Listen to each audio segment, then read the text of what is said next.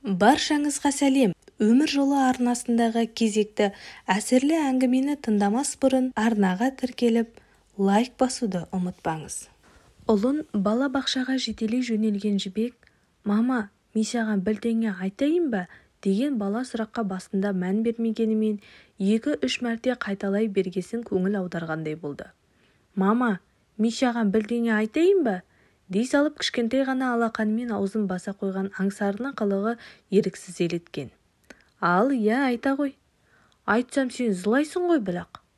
Ұлы тағы да кіп-кішкентай алақанымен аузын басқандай болды. «Аңсарик, не айтып келесің? Неге жылайды екенмін мен?» «Жыламайсың ба?» «Неге жылаймын, жыламаймын. Сен жыламайсың ғой». Жібек бала қылығына күлкісі келгенмен көңілі еш секем алмаған. «Папам мен Сапағат тәтем екеуі?» Біраз уақыттай үнсіз қалған аңсары үлкен адамдай ойлы көздерінің үстімен анасына қиғаштай қарап, «Күнде таңертең сен жұмысқа кеткенде құсақтасып, бүлкеніп алады да...» деп сөзін сабақтай алмай күмілжіді. Не дейсің?» Жібек дір ете түсті. Мұндай сұмдықты ұлының аузынан естимін деген ой үш ұйықтаса түсіне де кірмеген. Сенер-сенбесін білмей дал болсын. Бірақ жыламады. «Мүмкін емес» деп қояды. Мүмкін емес. Жезде мен балдыздың ойыны ма? Бала бірдеңені қате түсінген болар. Көкейіне тағы не істеді деген сұрақ көлденең тұра қалса да, тықықтай беруге баласынан ыңғайсыздан қалпы сұрлана күлімсіреп. «Көрдің ғой, жылаған жоқпын» деді, даусының дірілін жасыра. Қанша сыр бермеймін десе де, анасының қатты қапаланғанын түрінен анық байқаған аңсарын бала бақшасына қалдырып, күндегі әдетімен жұмысына жүгіре жөнелгелі тұрды да, жаңағы ұлының «Шапағат тәтем екеуі» дегені шапалақпен тартып жібергендей есін дереу жинатып, енді үйіне жеткенше асықсын. Мүмкін емес, мүмкін емесін іштей күбірлесе де, қорыққанға көз көрінеді дегендей көңіліне күдік ұялатқан кейбір мезеттерді көз алдына елестетіп те көрген. Ай жарындай бұрын ғана ауылдағы мектебін алтын медальға тамамдаған кіші сіңілісі Шапағатты оқуға түсіремін деп, жездесі Болат өзі барып алып келгенді.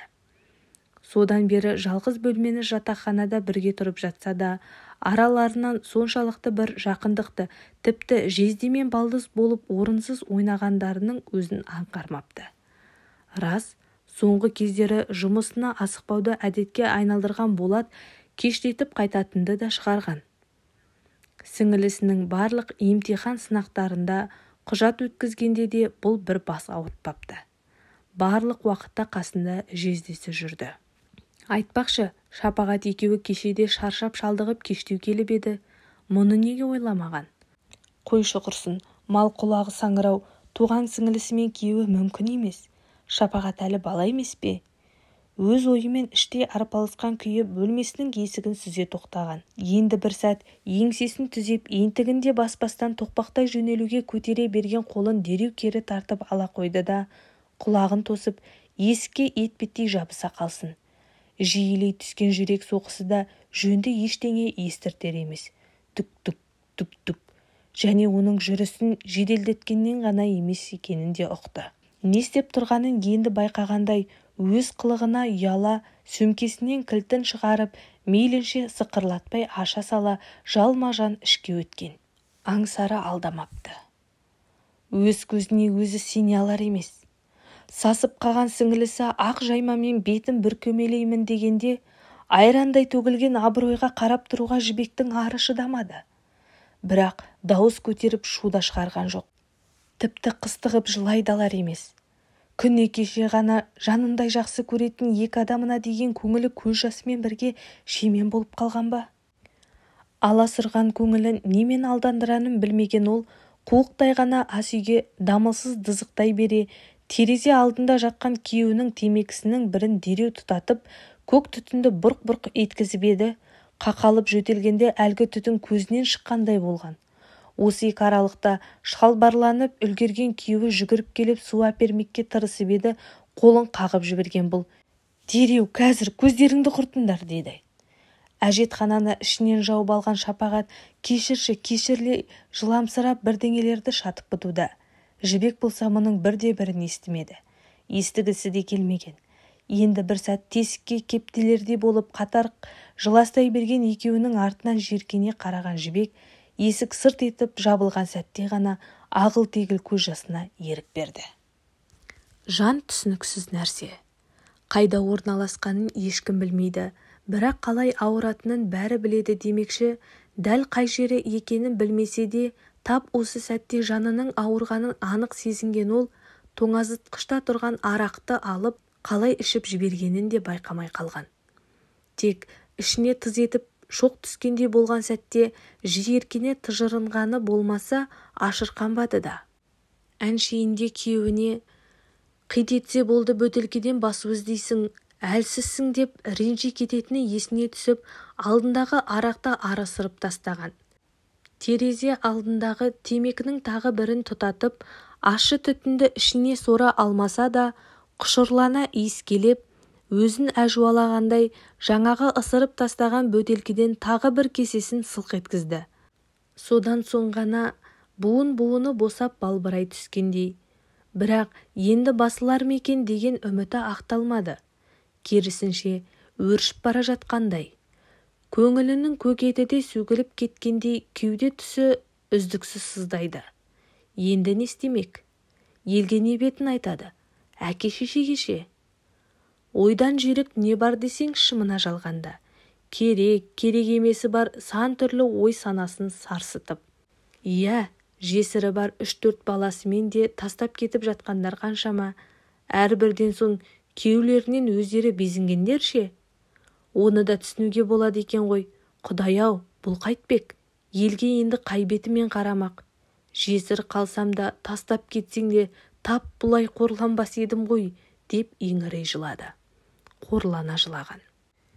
Есінде болсын, еркек өзіңсіз өмір сүре алмаймын деген әйелдерді емес, онсыз өзі өмір сүре алмайтын әйелді таңдайды деген тәтті сөздерді тамылжытып жатқан Болаттың бірде мені өзге бір әйелмен ұстап алсаң кешіре алар ма едің дегеніне сол байда өз-өзімді өлтіре салар едім деп жауап бергенін есіне алды. Тәп қазір ол ойынан тартына қоймас еді. Тек ұлы ше? Көзін жәудіретіп кімге тастамақ? Осы кезде барып аңсарын бала бақшадан алу керектігі есіне түсіп, орнынан жедел көтерілген бойы үйін жинауға кірісті. Әлгі екеуінің астарына төсеген ақ жаймаларды қоқыс жәшікке тастай салмақ ниетте көрпе көпшігімен қоса шиыршықтаған күйі босағаға қарай жиіркене ысырған. Үйін жинап болып, өзін қалай сипаласа да, күн ұзаққа жылаудан ісініп кеткен көздерін қайтып жасырарын білмейді ал. Аузымнан арақ темекінің иісі шығып тұрған жоқ па деп тісін тазалап басын жуып әлек. Сыртқа шыққанда қара көзілдірік кие салар-ау, ал аңсарын қалай алдамақ? 5 жасар бала деп айта алмайсың, алғыр әрі өте сезімтал. Тіпті осы оқиғаның өзін баласы айтпағанда қанша уақытқа дейін созыларын кім білген? Мүмкін білмейде қалар ма еді? Күні кеше өзі ұясын бұзып, Болатты ертіп кеткенде бұрынғы жарының қандай күйде қалғанын енді ғана жан тәнімен сезінгендей. Кімді кінәласын? Күн демалыс. Бұл болса бозалы таңнан оянып алған. Түнімен түртпектеген түмен ой жанын жегідей жеген түсімен ұштасып, бір тыйылмай қойған көз жасынан шылқыған жастығын аударды. Оны тіпті ұйықтап жатып та сағынатындай. Жүрегінің орнына бір сыздауық пайда болған ба? Арада аз уақыт өтпесе де әлі күнге сыздауын бір қояр емес. Уақыт емші дейміз-ау, тек сол уақыт емшінің емдеуі үшін де уақыт керегін ұмытамыз деген жаңылтпаштай ойымен орнынан тұрып кетуге оқталған күйі сонша асығып қайда барамын деп баласы жаққа бір қарап қойып еріне керілді. Соноу бір бақытты күндерінде ертеңгісін осылай еркелей керілсе болады. Келіншектің керілгені келдегені деп шешіне сап құшағына құлай кететін кездерін есіне алып, дыбысын шығармастан көрпесін тістелеп еңіресін. Көңілді де құмбаса бастапты. Еркек атаулыдан елжірей қарайтыны осы аңсары ғана. Ол болса қазір оңайлықпен ояна қоймайды. Жалғыз өзі шоқшиып отырып ас ішіп те жарытпас. Одан да жата тұрғаны дұрыс. Не істесе де осы бір ауыр ойдың азабынан құтыла алмасына көндіккен де сыңайлы. Ораза намаз тоқтықта демекші, мұндай күндері әншейінде 9-ға дейін тырп етпей ұйықтайтын жібектен ұйқы қашқалы қай заман. Кеш жатады, ерте тұрады. Жылап жатып жылап оянады. Адам ақылының кез келген нәрсеге тез бейімделгенімен сағынышқа төзгісіз екенін де іштей мойындап қойған. Болатпен енді ешқашан бірге бола алмайтыны есіне түскен сайын күн санап артып келе жатқан сағынышы жанын піспеген сыздауықша дызылдатады. Бұндайда бар алданышы баласы ғана. Аңсары болмағанда не істер еді қазір? Ендігі өмірін тек соған арнаймын деп өзін бекемдей түскендей. Жібек соңғы кездері өзінің ішімдікке тым әуестеніп бара жатқанын байқап, болды, жетер, тоқтау керек деп шешінгенімен темекіні енді қоя алмайтын сияқты. Жаны ауырып, іші күйіп бара жатқан соң ас үйде көк түтінге көміліп біраз отырады да, соңғы кездері сырласына айналған үстіңгі қабатта тұратын Айманға беттеді. Айлас қатын мұңдас дегендей, қазіргі мұның жайын түсініп, басу айта білетін осы Айман ғана. Осыдан біраз бұрын 2 баласымен бірге күйеуі тастап кеткен келіншек өзінен көп үлкен бола қоймаса да ақыл айтып алдаусырата біледі. Айманмен азғантай уақыт сырласып қайтса, біраз азабы жеңілдегендей болып қалатыны да сондықтан. Ол да жазғы демалыста балаларын ауылға жіберіп, жалғыз өзі жабырқаңқырап жүрген. Мұның келгеніне ол әрине қуанып қалды. Екеуі әр нәрсенің басын бір шалып отырған соң, Айман енді басталған шишаны тоңазытқыштан ала бергенде болмашы қарсылық көрсеткендей болған Жібек, алғашқы рөмкеден кейін-ақ жібектей тарқалып жүре берген. Екеуі бір жылап, бір күліп отырып, екінші шишаның да тығыны ашылды. Біраз уақыттан бері Айманның артынан қалмай жүрген жігітті байқап жүрген Жібек, жаман жігіт емес сияқты ғой, кіргізіп алмайсың ба деп әңгімесін бастағаннан-ақ кім туралы екенін түсінген Айман төсегінің бас жағында тұрған «Ғасырдан да ұзақ күн» атты кітапты мұның қолына әкеліп ұстатқан. Кітап ашылғанда арасынан сырғып түскен бүктеулі қос парақты жерден алып, оқы дегенді де қою түтін артынан ишарамен танытқан.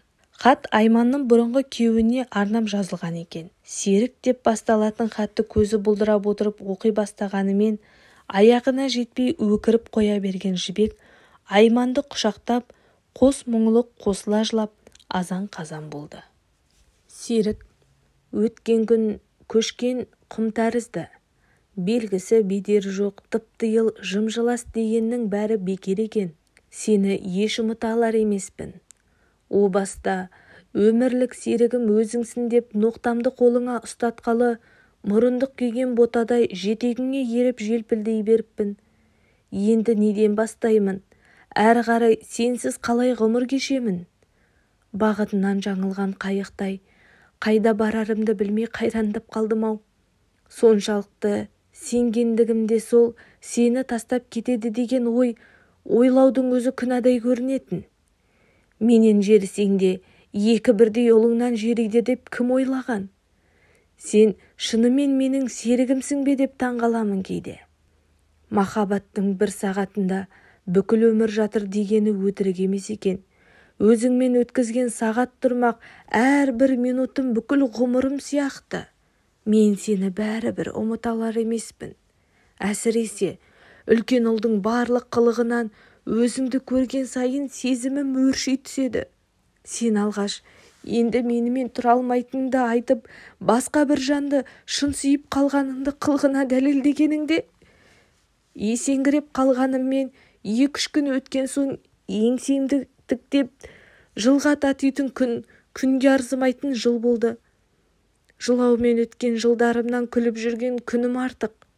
Баяғыдай бір күн мені армансыз қыдыртшы. Ештеңе ойламашы. Телефоныңа да жаутаңдама. Бір-ақ күн. Армансыз. Шын сүйетін жандар құсап жүрейікші. Болды. Сосын еш ренжімеймін. Жүре бер. Сені бәрібір байлап ұстай алмаймын ғой. Жүрегіңді ауыртып қайтемін дегенім де есімде. Оны ешқандай құм баса алмайды. Арада 2 жылдай уақыт өте шығыпты. Соңғы кездері түсіме де жиі енетінді шығардың. Үнемі қамығып жүресің. Бір жерің ауырып жүрген жоқ па? Жаңылмайтын жақ, сүрінбейтін тұяқ жоқ. Қайтып ораламын десең қарсы емеспін. Ол жақта жолыңа кедергі болар балаң да жоқ. Мен сені жек көре тұра сүйемін. Түсінесің бе? Сүйемін. Сүйгенім үшін бәрін кешіре аламын. Оралшы, өтінемін. Телефоннан мұның бәрін тап бұлай тәлпіштеп айтып отыра алмасынды білген соң осылай хат жазуға мәжбүр болдым. Кешір. Одан әрі қарай жібек не оқып отырғанын өзі де білмейді. Тек солқылдап жылай берді.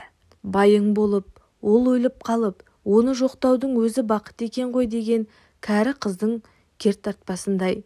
Бұның өзі де бақыт екен-ау. Енді мен сағыныштан жарылып өлсем де, туған сіңілімнен кейін оны қалай қабылдаймын? Ұрсайшы бір, жанын шығарып. Ұрмағаннан қу жалғыз бәрібір екеу болмайды. Ұрмағаныңнан ұрпағы көбейе қоймас осының. Әбден ашынған анасы осы сөздерді әкесіне қаратып талай айтқан. Болат бір шаңырақта 6 қыздың артынан ерген жалғыз ұл. 6 қыздан соң арман үміт үзіле бастаған тұста әулет шежіресіндегі қанша жыл бос тұрған орынға әкесінен төмен бір тал сызық тарттырған Болат деген батырың осы және кенже. Болат дегенді жаратқаны болады, тоқтат деп түсінді ме кім білсін.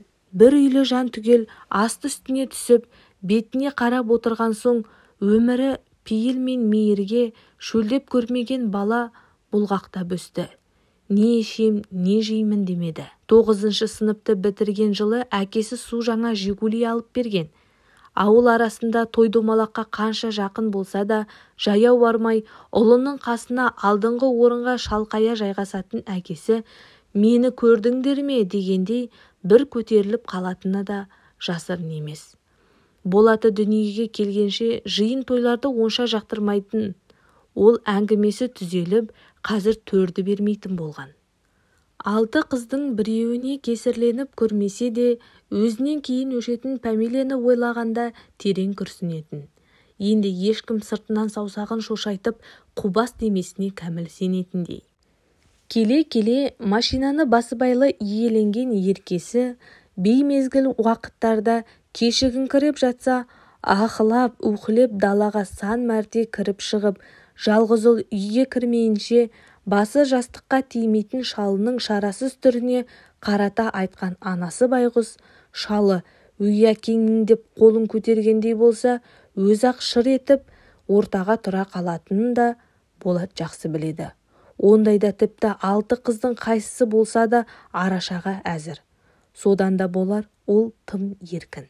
10 жылдықты ойдағыдай тамамдағанымен, 10 ойланып, 100 толғанып, қасында тұрған қаланың өзіне оқуға жіберуге көзінен таса қылғысы келмегендіктен, жыл өтпей жатып үйлендірді де, военкомға жүгіріп жүріп әскери билетін алып берген соң ғана көңілі жайланғандай.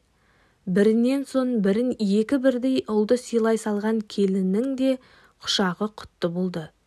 Қу жалғыздың ұрпағы көбейе бастады.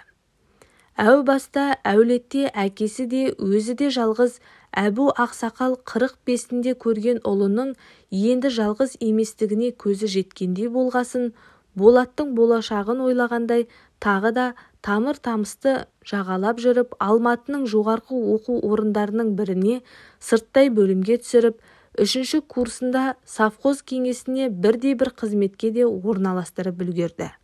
Бұл ауданның негізгі шаруашылықтарының бірі темекі. Сырттай оқуының 4-ші курсын тәмамдаған Болат бұл шаруашылыққа да әбден төселіп алған. Кішігірім бастық.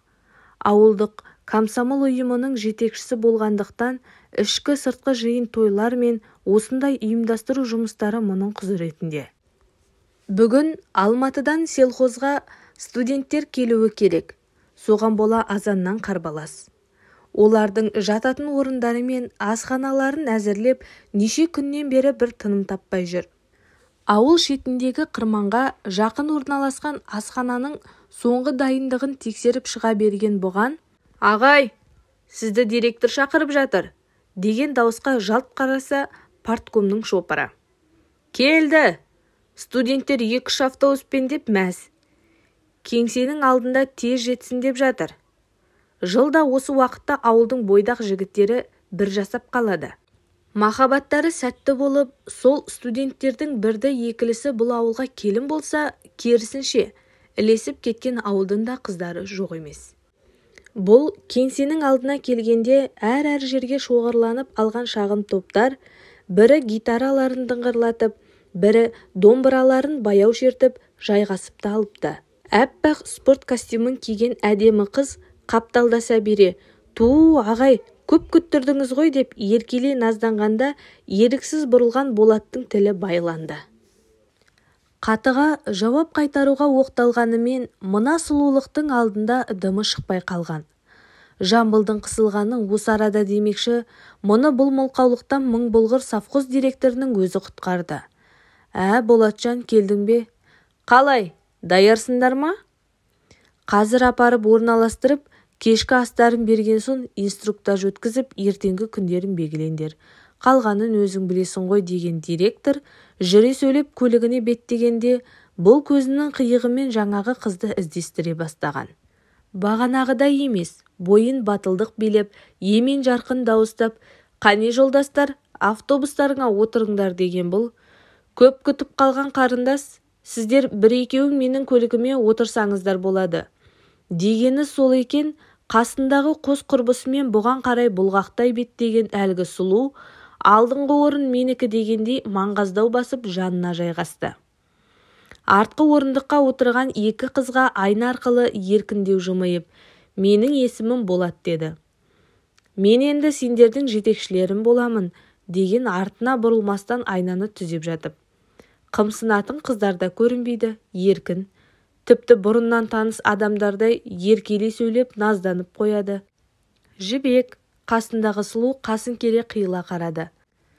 «Қандай әдемі есім» деп бір көтеріп тастамақ болған таптаурын теңеуіне, «Алғаш танысқан қыздарыңыздың бәріне солай айтатын шығарсыз» деген қыздың қыңыр жауабы қызарақтатып тастады. «Гүлім, Мира». Жамырай танысқан қос құрбы болмағанда ұяттан оттай қызарған Болат мәшинесін бір жерге соғып алар ма еді, кім білсін. Жаңағы ұялғанын жауып шаймақ ниетте бірдеңелер айтқандай болып еді, онысы мүлдем ерсіз шыққандай. Абырой болғанда студенттер қосына келіп жеткеніне қуанған Болат мәшинесінен қалай түскенінде аңғармады. Сонда да болса екі көзі Жібекте. Ол да мұның үздіге қарағанына үзіліп кетердей қымсына үлбіреп ақ тұр. Бәрі осылай басталған. Осы уақытқа дейін бір қыздан беті қайтып көрмеген Болаттың Жібекті көрсе демі жиілейтіндейді шығарды. Тіпті тілі байланып қалатындай. Тап сол сәттақ таныстықтың соңы үлкен махаббатқа ұласарын екеуі де үнсіз ұғысқан. Болаттың басы бос емесін Жібек естіген. Керісінше, отқа май құя түскенде сол пыш-пыш сияқты. Осы уақытқа дейін ықылас танытқан талайлардың бірін менсінбеген Жібек те арбалып қалғандай айналшықтап кете алар емес. Өсек өрши түскен сайын сезім құрғырда құлшына түскендей. Әңгіменің әуені өзгере бастаған тұста наздана қалып еді, Болат ағынан жарылды. Ештеңесін жасырмады да. Өзінің оны жақсы көрмейтінін, әкесінің алып бергенін де түгел жайып салған. Тіпті екі бірдей баласы барын барып тұрып, өз көзімен көрген Жібек қымсынатын қылық көрсетпеді. Керісінше, бақталасын баса түскендей кеудесін көтеріп жүретін әдет тапқан.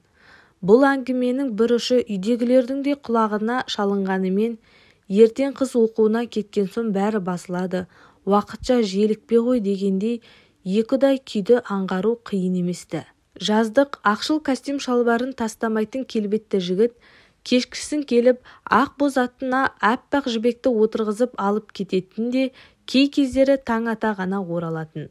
Күзде қимай қоштасқан екеудің арасын жалғап жатқан 100 шақырымдай жолдың бір басындағы алматақ Жигулидің апшысын қуырып, аптасына 1-2 мәрте жүріп өтетін межелі мекеніне айналғандай. Кештетіп келіп түнімен аймаласатын Болатты таң алдында қимай шығарып салу Жібектің басты жұмысы. Төлегеннің ақ боз атын сипалағандай-ақ Жигулидің артынан қимай қарап тұратын қыз содан соң ғана төсегіне оралып бірер сағат тынығар-тынықпастан жұмысына жүре беретін. Араға 2-3 күннен артық уақыт салмайтын Болат төзімім таусылды дегендей 4-5 айдан соң жүгін көтеріп бірақ келгенінде Жібектің де кәдімгідей іші білініп қалған. Уақыт шіркін шынында да жүйрік қой. Аңсарын құшақтап аңырап қалғанына да аттай тулап арада 12 жыл өте шығыпты. Бір мүшел. Түсіне білген адамға аз уақыт емес-ау. Бүгін бір көңілі алып ұшып, өрекпей бергесін еркелей басып ертерек келген үйінің есігі ішінен ілінгенін көріп жымың етті де жайлап қаға бастаған. Ондағы ойы ер жетіп қалған ұлының анда-санда көршінің қыздарымен музыка тыңдайтындары бар еді. Биыл университеттің тегін бөліміне өз күшімен оқуға түскен ұлына деген сыйы да арта түскен. Есік іштен ашыла бастағанда ұйықтап жатса да үнемі ыржиып қарсы алатын ұлын құшақтай алып шөлпілдете сүйетін әдетімен ұмсына бере бақырайған күйі қатты да қалды. Өз көзіне өзі сене алар емес. Болат? Ышқына шыққан өз даусынан өзі селт еткендей. Сен неғып жүрсің мұнда? Қалай кірдің? Кім кіргізді сені? Аңсар қайда? Жүгіре бастап үйге кірген бетте ұлын іздей бастаған. Жалт бұрылып, аңсар қайда? Қалай кірдің деймін саған деп тап бергені сол екен. Дүкеннен оралған ұлы ту сыртынан құшақтай көтере ас үйге ала жөнелді. Маматай қойшы, тыңдашы енді деп ентіге сөйлеген ұлын көріп барып сабасына түскендей. Бірақ ебіл-дебілі шығып жылағанын қояр емес.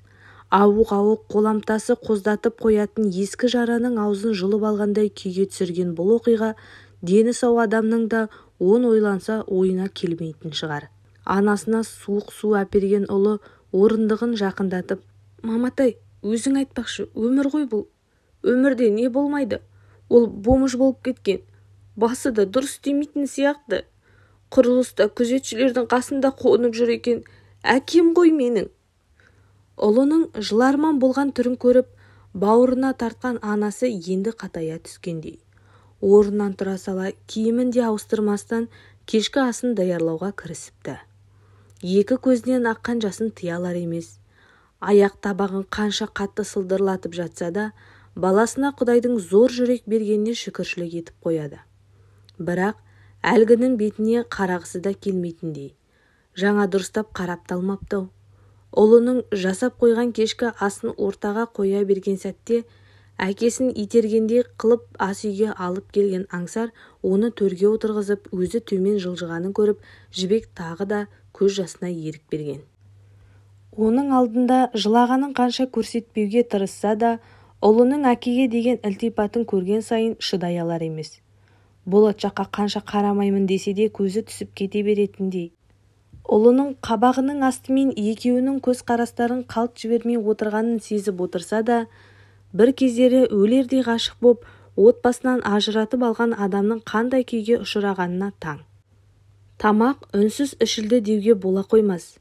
Арадағы өлі тыныштықты бұзып не айтса да еркелей, қалжыңдап сөйлеп отырған Аңсары бұл қасықты қаттырақ қойса да, қабағымен ескерту жасағандай болғасын баласының ығына жығылып еріксіз жұмсара түскендей.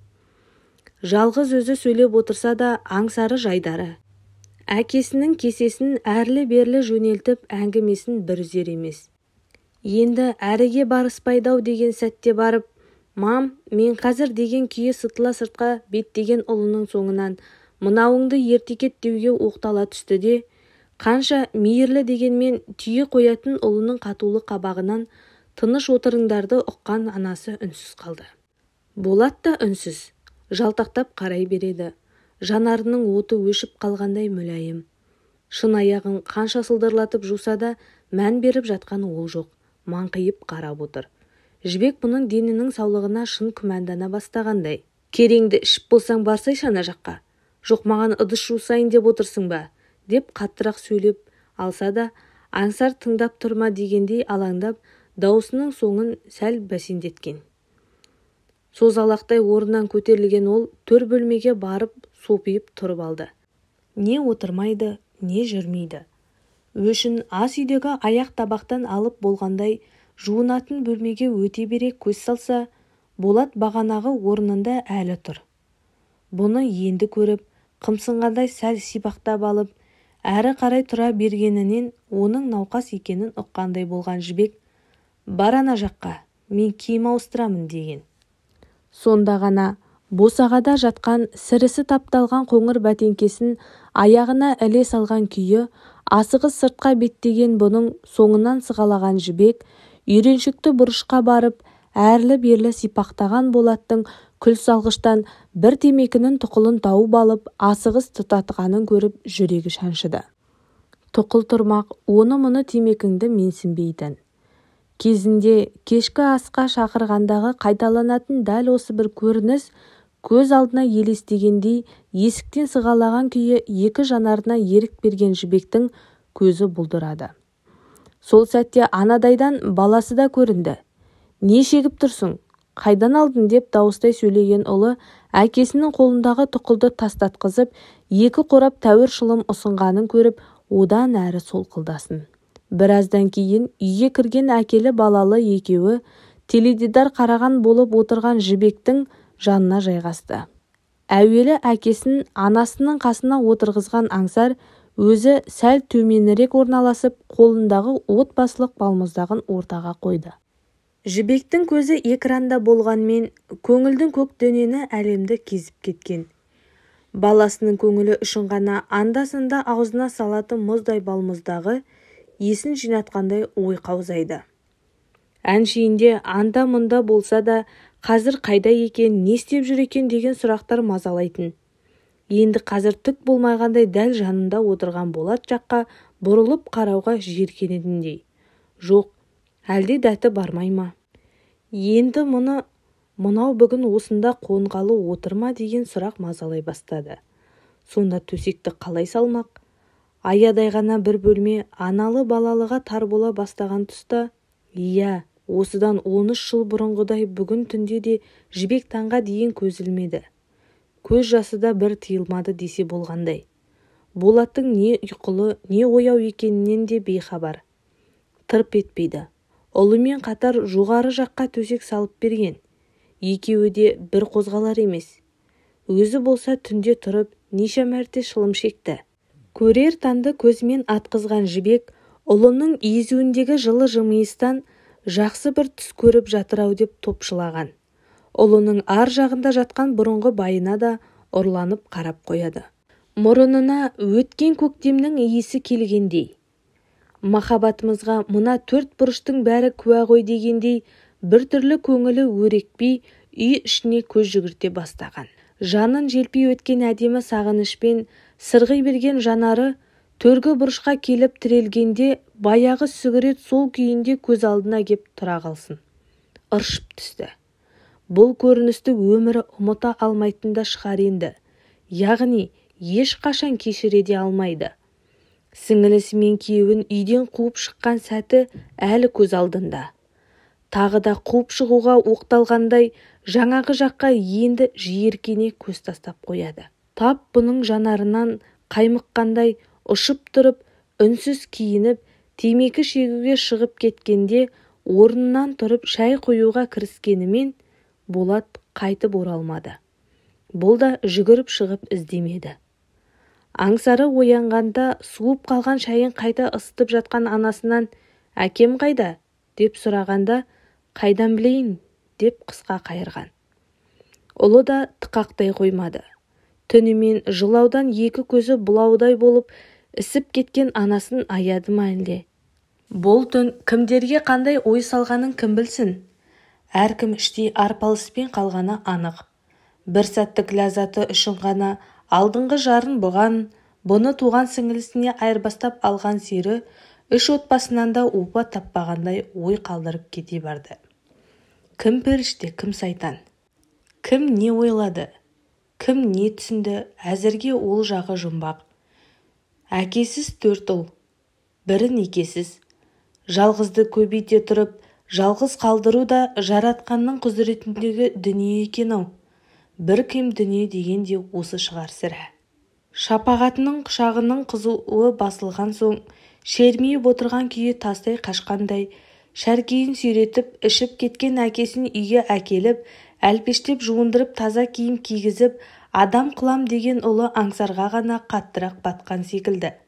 Жібек бетіне шіркеу болған осы оқиғадан кейін 7 жылдай ағайын туыс атаулымен араласуды мүлдем ұмытқан.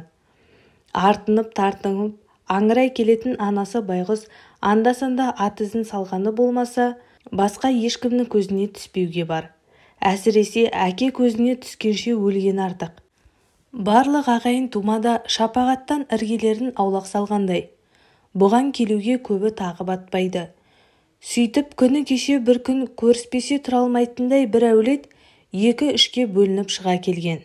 Құсалықтан сұқ түскен күйеуінің жанына барып, жалынғандай болған ана байғұстың «Тұршы мә, ұршы мені, сабашы мені, менен ал өшіңді, мен осының бәріне кінәлі, шығарып тасташы ішіндегіні» деп жалына жыламсырап, қамшысын қолына ұстатып әлек болғанын естігенде 2 күн жылаған.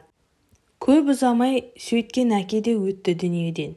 Әрине, әке өлімін жақындатқанда осы бір оқиғаның салдары екенін бәрі іштей түсінген. Амал не? Не көрмеді бұл Жібек? Күнмен талас көрінген ай секілді, онсыз да бір бұрышта бұлдырай көмескеленген бейнесін әркімнен жасырып әлек боп жүріп, әкесімен де бақылдаса алмаған. Ең жанына батқаны да сол. Тек әке өлімі бәрін қайтадан біріктіріп кеткендей, әрине, шапағаттан басқасын. Жайлап келім-кетім қалыптасып келеді. Уақыт шіркін емші ғой. Кеше ғана елдің бетіне енді қалай қараймын деп еңірей жылағанын ұмытып, ерке келіншекке айналып шыға келген. Жібекті осындай жайтты басынан кешірген адам десе, өзге тұрмақ, өзі де сенбестей өзгерген. Еркек атаулы қасынан көз сүріндірмей сірә өтпейді. Қанша сыртың сыр бермесе де, бір қалған көңілдің қайтып жібуі қиын-ақ дегенмен. Уақыты келіп, табиғаты қысқанда тасты жарып шығатын қынадай тікенегі тіліп түсер жыңғылда гүлдемек. Қарашаның қалтыратар қара суығына қарамастан, қар түскенше болмашы боран сымағына да бой бермей, жаздың өтетінін мойындамайтын жыңғылдай түте алмайтындардың қолына түссе де, түте-түтесі шықпаған Жібек айналасын әрлендіріп, жалсыл күйіне қайта оралған. Бұған мұндай күш берген қандай құдірет? Бір мүшелін енді ғана толтырғалы отырған аңсары ма? Басқаша не болуы мүмкін? Жоқ, тағы да ғашықтық па? Айналасында алып қашпа сөз өрши түскен. Күні кеше ғана мұны мүсіркеген боп көзін ала бере сыртынан сыпсыңдап сөз таратқан құрбысымақтарының ондайларын елемеуге тырысқан Жібек те сыр алдырмай сылаңдай түседі. Көңілінде көміскілене бастаған көмбенің бетін ашқан тағы да сол ұлы кешкі ас үстінде «Мама, мен бауырымды көрдім ғой бүгін» деген қуанышты даусынан аузындағы тамағына қақалып өліп қала жаздады.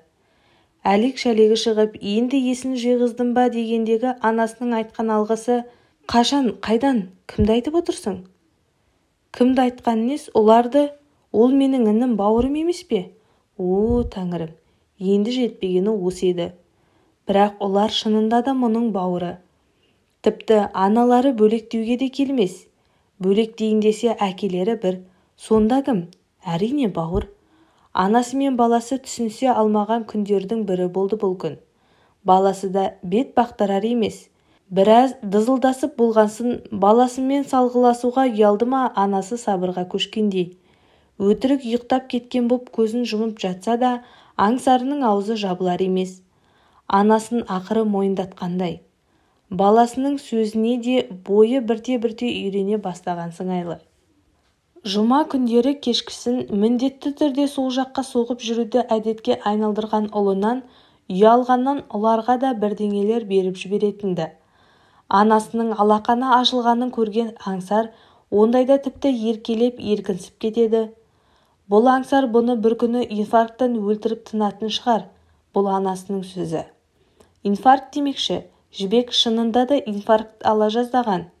Сенбі күні ерте тұрып кеткен ұлының түскі асқа інісін ертіп келгенде орындыққа сылқ ете түсіп Жібектің біраз уақыт тілі байланды. Тек дегеннің не екенін өзі де сонда еріксіз мойындаған. Ұқсамасаң тумағыр. Мұнаны көптің арасынан көшеде көрсе өзі де айнытпай таныр еді-ау. Ау маған аңсары.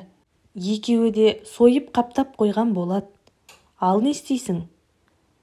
Жатырқай жақындаған бейкүнә балақайдың «Сіз менің тәтемсіз бе?» деген сұрағына не деп жауап берерін білмей, көмейіне кептеген өксік аралас өкінішін де жұта салды. Енді жиіркен бесе де жақтырмағанын жасырып әлек. Сәбидің не жазығы барды? Іште қайталай берді.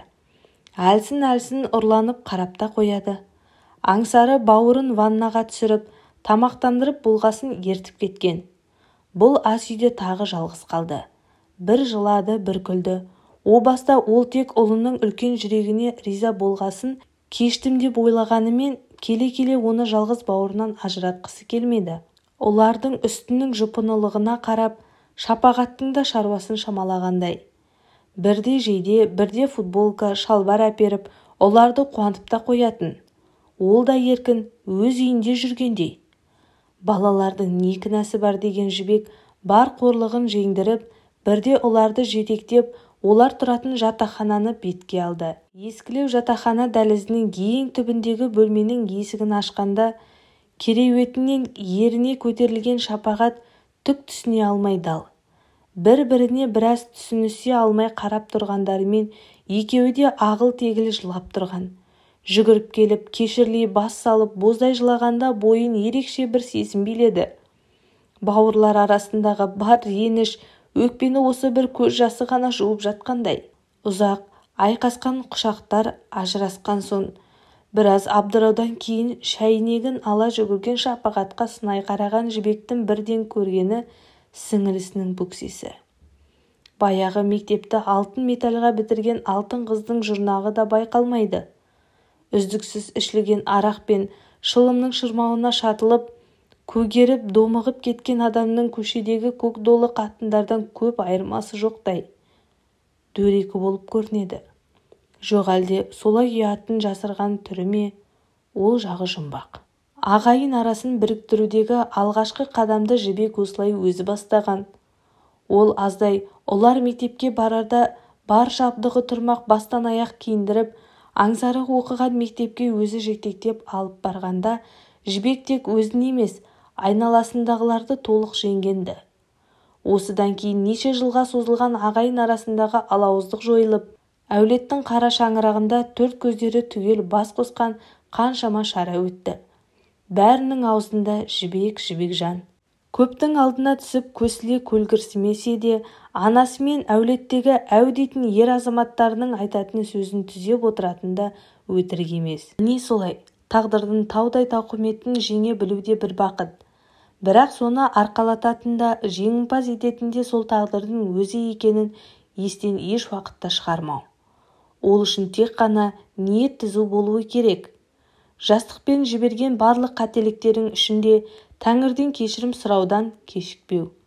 Қалай десең де, өмірдің аты өмір, өз дегенін бәрібір істетпей қоймайды.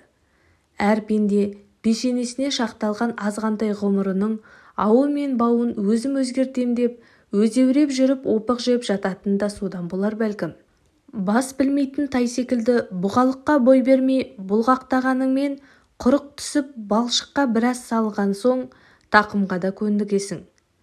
Қарасанға құлбырау салып, құлындаған дауысыңды шырқыратпаса да сай-сүйегін сырқырай жүріп, өмірдің дегеніне бас иесің. Басқа амал жоқ. Ол жазымыш. Күнді түнге жалғайтын аралықтың неге кеш деп аталатынын ұғынып көрдік пе?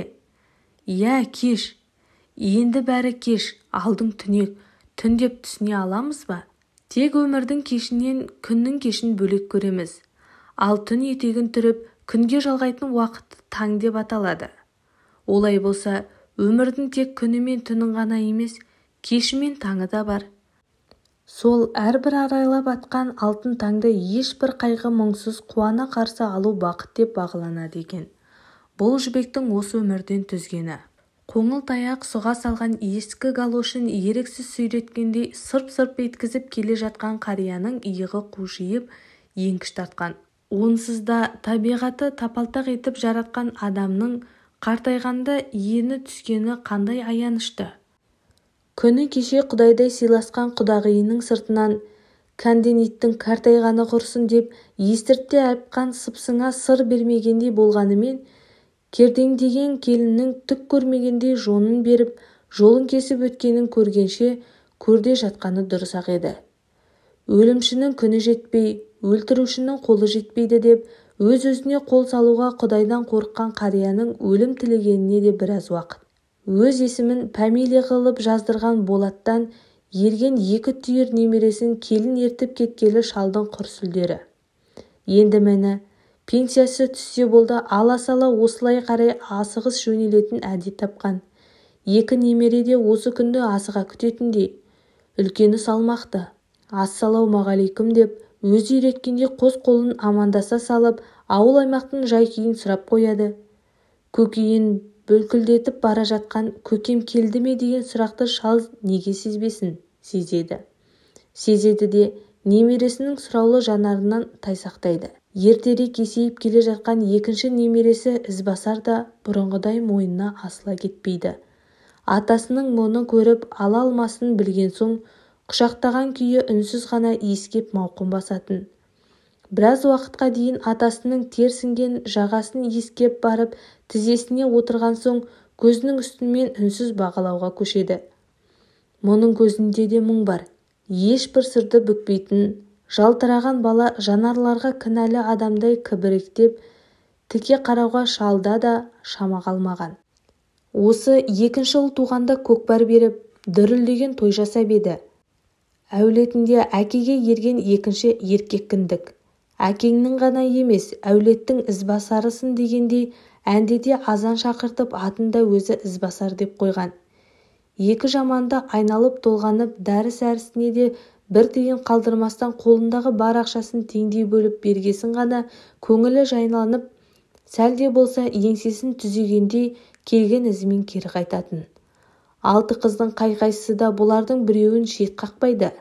Әрине, неше күн толассыз жауған жауынның суы болса да, жүйелей аққан судай қайдан болсын. Әбең ол ақшаның әке мейірімін, туған мейірімін сыйлай алмасын ұғынса да, қос бүлдіршіннің бас біреудің қолына жәутеңдегенін қаламайтын. Барлық бала әкенің айтқанымен жүрсе, бұл өмір еш өзгеріссіз қалар еді-ау деген өзекті өртер өкініштей тағдырыңнан тар маңдайыңа жазған тауқыметті сол болса қайтесің. Әрегедік жер жүргесен барып, артына бұрылып қараған Әбу ақсақал Ізбасарын іздестіріп еді, бұл жолы көрінбеді. Әншейінде бұл жүрсе жүріп, тұрса тұрып, біраз жерге дейін соңынан еретін. Артына қанша қараймын десе де, ілбейіп қана ілесіп келе жатқан Ізбасары ізіне қалмай қойғасын амалсыз сығалап, сақалын жауған көз жасын ешкімге көрсетпеу үшін жолдан қиястай атынды.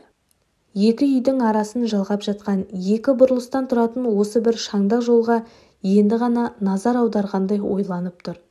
Осы жолды ұлының қасында шалқая отырып, ақ жигулимен талай шаңдатып еді-ау бұл шалың. 2 аралық осынша қашық бола қоймаса да, құдағидың үйіне жаяу келе бермейтін әбеңе жолсыбай жолыққандардың бәрі бас изеп амандасып қалып жатқанын көрген сайын желпіне түсетін. Болаты туғалы той төріндегі орындардың бірі де осы ақ сақалдікіне айналған. Ол кеше екен ғой бірақ. Кейде кеше мен бүгіннің арасы бір-ақ күн екенін неге естен шығарып жатады екен адамдар. Болаты туғанға дейінгі өмірі, Болаты туғаннан кейінгі өмірі.